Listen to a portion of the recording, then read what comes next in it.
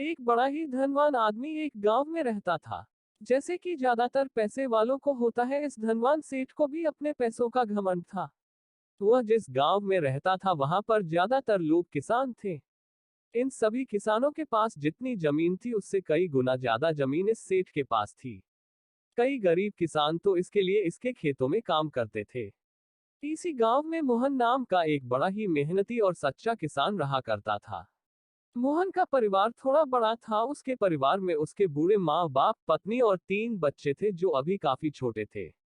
मोहन के पास ज्यादा जमीन नहीं थी, लेकिन जितनी भी थी उसमें वह बड़ी मेहनत करता और अपने परिवार का पेट पालने लायक अनाज उगा लेता था।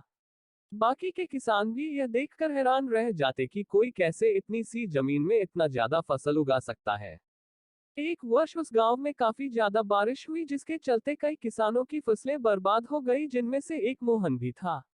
अब मोहन धर्म संकट में पड़ गया, क्योंकि उसके परिवार में उसके अलावा कोई और कमाने वाला था नहीं और अपने परिवार को भूखा मरते हुए वो देख नहीं सकता था।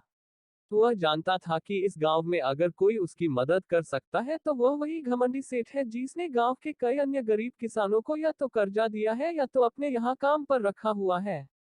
हाथ पर हाथ धरे बैठे रहने के बजाय उसने इस सेठ के पास जाने का फैसला किया और एक दिन उनके पास पहुंच गया। सेठ के पास पहुंचकर मोहन बोला, सेठ जी, आपकी बहुत मेहरबानी होगी अगर आप मुझे थोड़ा सा कर्जा दे दे, जिससे मैं अपने खेतों में फिर से कोई फसल उगा सकूं, या फिर आप मुझे अपने यहाँ नौकरी दे दे ताकि मेरे परिवार को 2 वक्त का खाना मिल सके।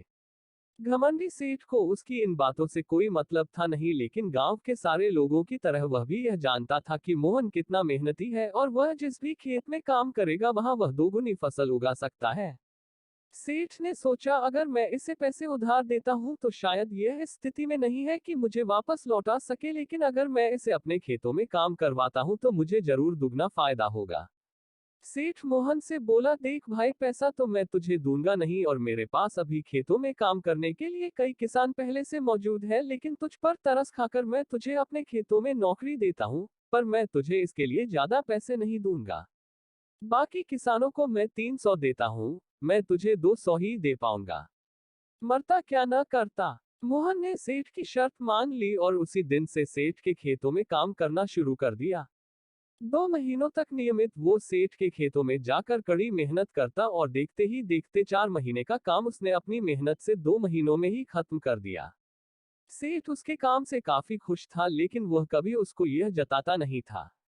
जब सेठ ने देखा कि उसका खेतों का काम अब खत्म हो चुका है, अगर वह मोहन को काम से निकाल देता है तो उसके 2 महीनों के पैसे बच जाएंगे, तब सेठ ने मोहन को काम से निकालने का फैसला किया।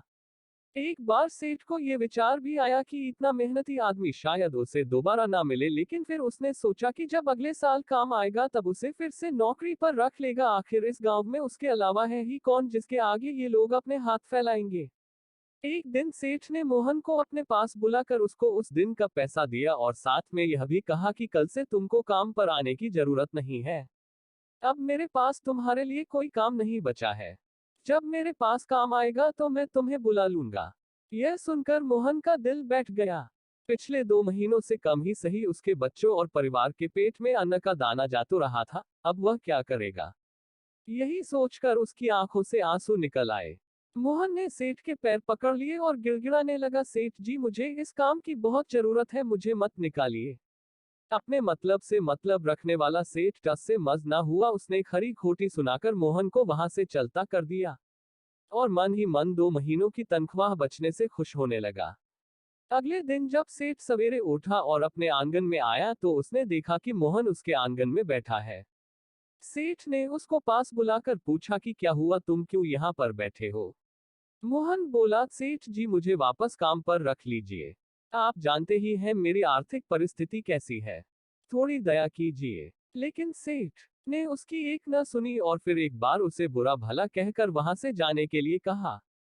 बेचारा मोहन अपना सिर नीचे झुका के वहां से चला गया। अगले दिन फिर यही घटना दोहराई गई।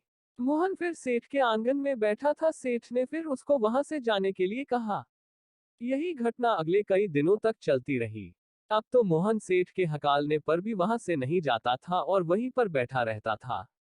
एक बार सेठ ने उससे पूछ लिया, तुम कैसे आदमी हो, मैं तुम्हारा इतना अपमान करता हूँ लेकिन तुम्हें कोई फर्क ही नहीं पड़ता। तब मोहन ने सेठ से कहा, बुरा तो बहुत लगता है सेठ जी, लेकिन जब घर जाता हूँ और भूख से बिलखते अपने माँ बाप और बच्चों को देखता हूँ तब यह अपमान मुझे कुछ भी नहीं लगता। इतना सब कुछ होने के बाद भी सेठ का दिल जैसे पत्थर का बना हुआ था। उसने मोहन को अभी तक काम पर नहीं रखा और ना ही उसका ऐसा करने का कोई इरादा था। एक दिन सेठ ने सोचा कि कुछ दिनों के लिए किसी और गांव चला जाता हूं ताकि मोहन से पीछा छुड़ा सकूं। अगले दिन मोहन के आने से पहले ही सेठ अपने परिवार को लेकर अपने किसी संबंधी के यहाँ चला गया और वहां पर 10 दिनों तक रहने के बाद फिर अपने गांव, अपने घर वापस लौटा। घर लौटते ही सेठ ने आसपास हर जगह नजर दौड़ाई तो पाया कि वहां पर अब मोहन नहीं था। सेठ ने सोचा, मेरी तरकीब काम कर गई। लगता है मोहन से अब पीछा छूट गया है। हालांकि अब सेठ के द्वार पर मोहन नहीं बैठा था, लेकिन मोहन का विचार अभी भी सेठ के मन में घर कर बैठा था। सेठ सोच रहा था, मोहन इतनी जल्दी हार मानने वाला आदमी तो नहीं दिखता है। उसके साथ क्या हुआ होगा? क्या उसे कहीं कोई और काम मिल गया होगा, या फिर और कुछ? इन विचारों ने सेठ को बेचैन कर दिया और आखिरकार सेठ को मोहन की खबर लेने के लिए गांव में जाना पड़ा। सेठ को मोहन का पता नहीं मालूम था, इसलिए अड़ोस पड़ोस के अन्य किसानों से पूछने पर पता चला कि मोहन घायल हो चुका है और अपने घर पर आराम कर रहा है। सेठ ने जब उसके घायल होने का कारण लोगों से पूछा तो सेठ को पता चला कि जब सेठ अपना घर छोड़कर किसी और गांव में गया था, तब बंद घर देखकर कुछ चोर उसके यहाँ चोरी करने आए थे, जिनको रोकने की कोशिश करते हुए हाथापाई में मोहन चोटिल हो गया था। यह सब जानने के बाद सेठ का पत्थर का दिल भी अब मोम की तरह पिघल गया। सेठ को अपने किए पर पछतावा होने लगा। सेठ ने अपने आप को याद दिलाया कि कैसे उसने एक शरीफ और सच्चे आदमी को ज्यादा काम करवाकर भी उसको पूरा पैसा नहीं दिया और जिसको गले से लगाना चाहिए था उसे ठोकर मारकर भगाता रहा।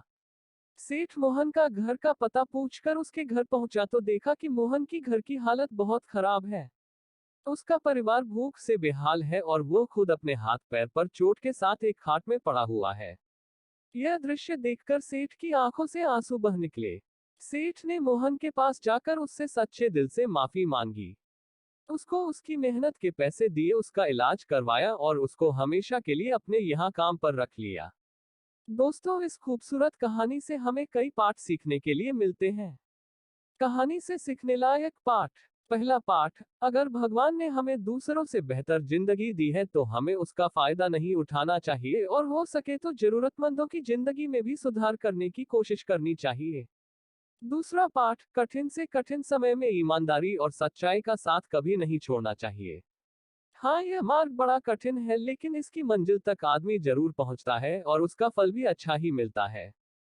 तीसरा पाठ, जब तक हम अपने बारे में सोचना बंद नहीं करते तब तक हम दूसरे के बारे में सोच नहीं सकते और उसका दर्द नहीं समझ सकते।